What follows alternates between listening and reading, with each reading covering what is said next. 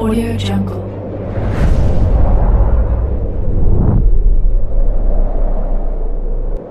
Yo, balik lagi bersama Mimin di Manhwa TV. Kali ini kita akan lanjutkan pembahasan dari cerita Riches Can Buy Loyalty. Mimin infokan kembali bagi teman-teman yang ingin menonton video terbaru lebih cepat, silahkan bergabung menjadi member di channel ini dengan biaya 5.000 per bulannya. Jika tidak, teman-teman bisa bersabar lebih dulu selama 2-3 hari untuk menonton video tersebut. Tanpa berlama-lama, yuk kita masuk ke disclaimer dulu.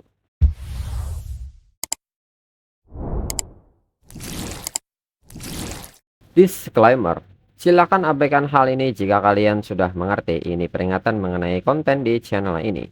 Video ini berisi alur cerita komik yang mempermudah bagi teman-teman untuk mengetahui isi ceritanya dan memahami alur ceritanya. Jika ada kesamaan tokoh, tempat, maupun isu yang sedang hangat, itu benar-benar tidak disengaja. Dan peringatan bagi teman-teman untuk tidak mencontoh atau meniru perkataan maupun perbuatan yang tidak baik yang ada di video ini. Karena cerita ini hanyalah fiktif belaka.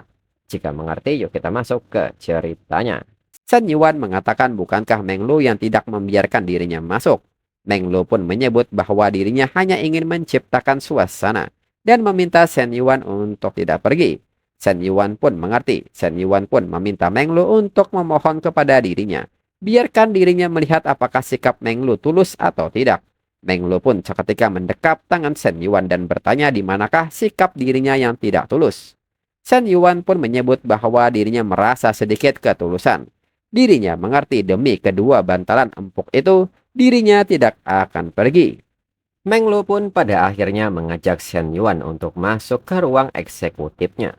Meng Lu pun bertanya dengan nada manja serta memanggil Shen Yuan dengan sebutan papa. Apakah dirinya akan dihukum karena barusan tadi bersikap nakal? Shen Yuan pun seketika bertanya Meng Lu barusan memanggilnya dengan sebutan apa, dan meminta Meng Lu mengulanginya sekali lagi. Meng Lu pun seketika berbisik dengan manja dan menyebut kata papa. Shen Yuan pun mengatakan bahwa dirinya suka panggilan itu. Jika demikian, hari ini papa akan meningkatkan intensitasnya, hingga tingkat latihannya meningkat drastis, dan latihan pun berlangsung selama 1 jam. Dan Meng Lu dalam sesi latihan ini tidak bisa berbuat banyak dan hanya menerima hasil serangan Shen Yuan. Dalam pikiran Meng Lu, dirinya akan melupakan soal uang. Hanya dari segi ini saja Shen Yuan sudah cukup menarik. Lalu Shen Yuan pun bertanya, bukankah Meng Lu ingin jadi pelatih pribadinya? Dirinya sudah siap lanjut. Shen Yuan pun meminta Meng Lu untuk tidak tiba-tiba menjadi malas, dan kembali serangan lanjutan pun datang hingga perisai Meng Lu pun pecah. Meng Lu pun kaget dan bertanya-tanya dalam pikirannya apakah ini serius. Baru saja selesai, mengapa Shen Yuan bisa melakukan serangan lagi? Ini benar-benar tidak masuk akal hingga pertarungan kembali berlangsung selama 1 jam. Lalu Meng Lu pun kini dalam keadaan tidak bisa bergerak dan mengatakan bahwa dirinya bisa mati. Shen Yuan benar-benar memperlakukan dirinya seperti ini. Bukannya Shen Yuan berjanji akan bersikap lembut. Shen Yuan pun mengatakan bahwa barusan dirinya sudah sangat lembut. Dirinya hanya menggunakan setengah dari kekuatannya saat bersama Chen Na. Meng Lu pun meminta Shen Yuan untuk tidak berbohong. Di kafe dirinya dengar tenaga waktu itu mana bisa dibandingkan dengan barusan. Katanya setengah padahal jelas-jelas Shen Yuan ingin mengeluarkan seluruh tenaganya. Dan dibandingkan sebelumnya, bedanya sangat jauh. Dalam pikiran Shen Yuan, skill X tanpa perasaan adalah teknik dewa yang bisa digunakan tanpa batas dan tanpa lelah. Tapi dirinya rasa energinya berkurang. Akhir-akhir ini dirinya merasa tubuhnya lebih kurus. Shen Yuan pun seketika meminta sistem menampilkan jendela statusnya. Dan terlihat berat badan Shen Yuan kini di angka 70 kg. Dan nilai kesehatan adalah 69. Shen Yuan menilai bahwa ini ternyata benar. Berat badannya turun 2 kg dari 2 minggu lalu. Nilai kesehatan juga turun 3 poin. Jika dibandingkan dengan tingginya saat ini dan beratnya 70 kg, ini tidak bagus. Lalu Shen Yuan pun mengajak Meng Lu untuk memulai latihan besok pagi. Meng Lu pun kaget dan bertanya haruskah ditentukan sekarang. Siapa tahu nanti malam Shen Yuan masih ingin lagi. Shen Yuan pun bertanya apakah isi kepala Meng Lu hanya itu. Maksud dirinya adalah latihan yang benar. Lihat saja tubuhnya, dirinya rasa mulai kurus. Meng Lu pun seketika bangun dan tertawa. Akhirnya Shen Yuan sadar juga kalau tubuhnya terlalu ramping. Shen Yuan pun meminta Meng Lu mengulangi katanya lagi dan akan dirinya buat Meng Lu tidak bisa berdiri lagi. Meng Lu pun seketika mengaku salah dan dirinya tidak berani lagi dengan candaannya. Shen Yuan pun meminta Meng Lu untuk bantu dirinya buat rencana latihan yang profesional.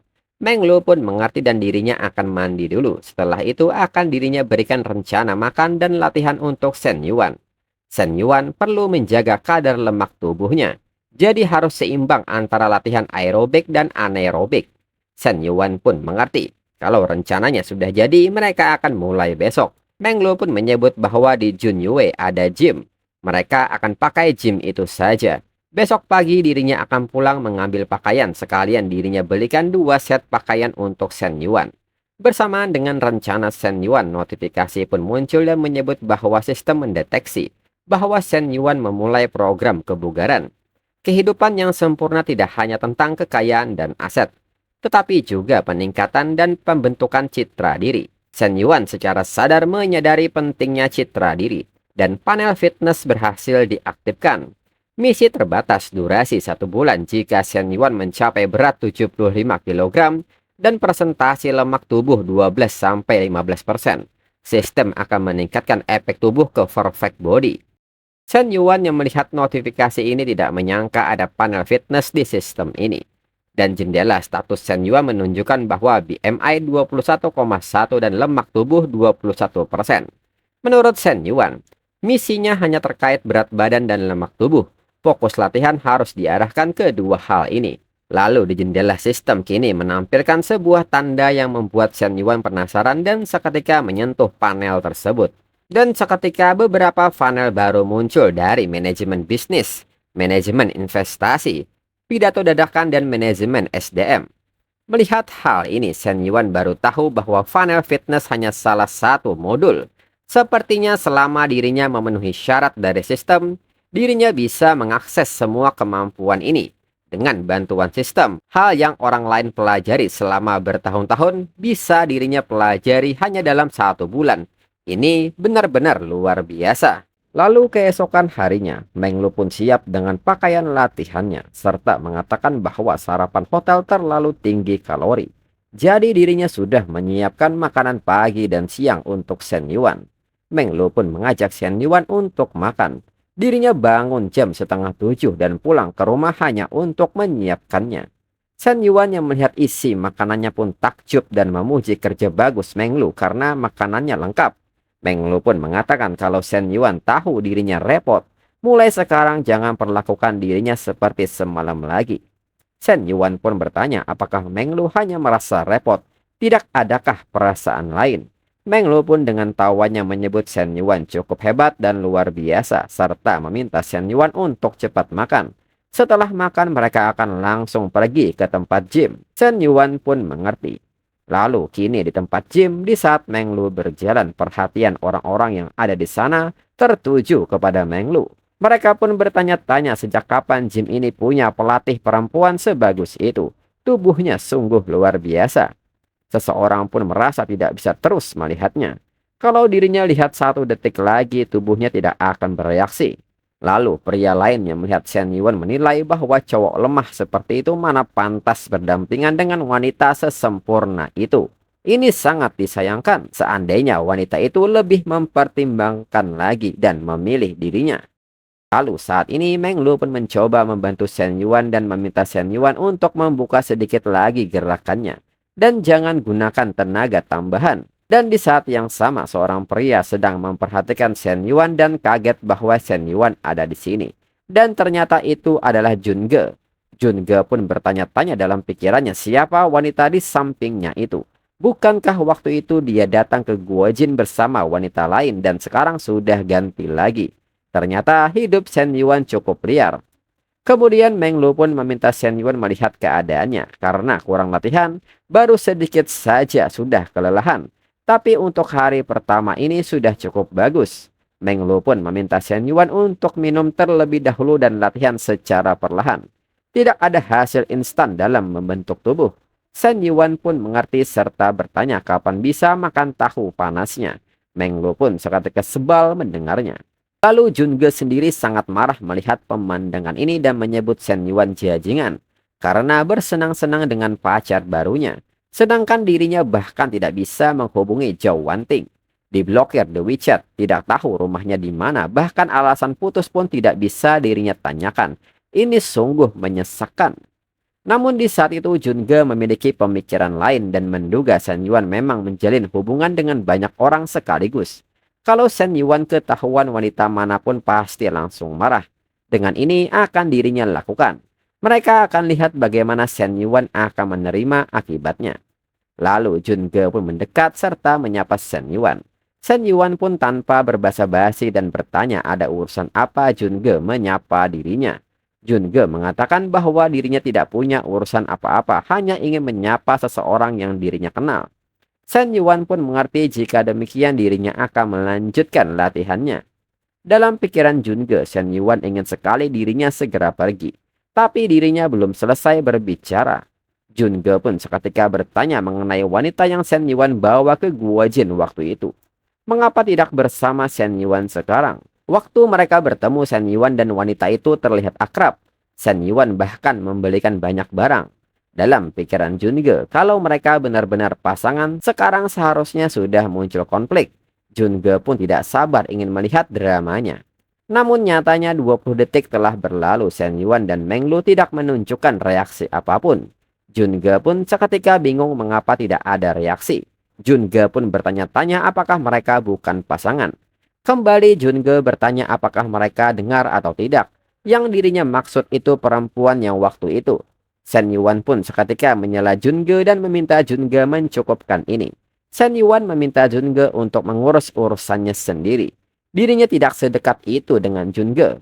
Merasa ini tidak berhasil, Jun Ge pada akhirnya memberitahu Meng Lu bahwa wajah yang mereka lihat, hati yang tidak mereka ketahui. Shen Yuan ini bermain di kedua sisi. Jangan biarkan Shen Yuan membodohi Meng Lu. Meng Lu pun seketika kesal karena dari tadi terus diganggu oleh Jun Ge.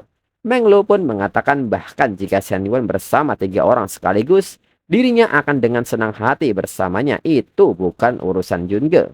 Jun Ge pun mengatakan bahwa Shen Yuan memberikan wanita itu 2 tas, lebih dari 100.000. Dirinya memperingatkan Meng Lu dengan itikat baik ini untuk kebaikan Meng Lu sendiri. Meng Lu pun seketika bertanya lalu apa untungnya Jun Ge memberitahu dirinya itu uang Shen Yuan. Dia bisa menghabiskan sesuka hatinya asalkan Shen Yuan bahagia. Jika Shen Yuan senang maka dirinya juga ikut senang. Dalam pikiran Meng Lu, walaupun Shen Yuan memberikan wanita itu 2 tas, Shen Yuan memberikannya mobil senilai lebih dari 2 juta. Lalu Jun Ge pun bertanya-tanya dalam pikirannya apa yang sedang terjadi. Wanita ini tahu dia ditipu dan masih sebahagia ini. Hubungan seperti apa yang mereka miliki? Meng Lu pun seketika meminta Jun Ge untuk menjauh. Melihat wajah Jun Ge mengalihkan perhatian mereka dari latihan. Jun Ge pun seketika pergi dengan perasaan kesalnya serta menyebut orang-orang di luar sana sangat konyol. Dalam pikiran Shen Yuan, Meng Lu adalah pelatih pribadi dan asistennya. Dia sangat jelas tentang posisinya. Mengapa dia harus peduli dengan hal-hal ini? Lain kali jika Jun Ge ingin macam-macam dengan dirinya, lakukanlah riset terlebih dahulu. Lalu Meng Lu pun meminta Shen Yuan untuk melanjutkannya. Lalu 2 jam kemudian, Meng Lu pun menyebut bahwa Shen Yuan tampil sangat baik hari ini. Semua gerakannya sangat tepat, tapi besok mereka harus sedikit meningkatkan intensitasnya. Shen Yuan pun menyebut bahwa dirinya akan meningkatkan intensitasnya pada Meng Lu di malam hari dan Meng Lu meningkatkan dirinya di siang hari. Shen Yuan pun bertanya apakah ini semacam balas dendam. Meng Lu pun menyebut bahwa itu tidak benar. Hari ini terutama untuk membiasakan diri dengan gerakan dan mesin. Setelah itu jelas mereka harus menambah beban. Tak berselang lama Meng Lu pun menyebut bahwa otot sudah cukup rileks dan Meng Lu pun mengajak Shen Yuan untuk kembali dan mandi. Lalu saat di kamar mandi, Shen Yuan menyebut bahwa ada tempat lain yang perlu dirinya kenali lebih dalam. Dan kembali latihan pun berlanjut di kamar mandi dengan gerakan yang super cepat. Setelahnya Meng Lu pun bertanya apakah Shen Yuan akan kembali ke universitas malam ini.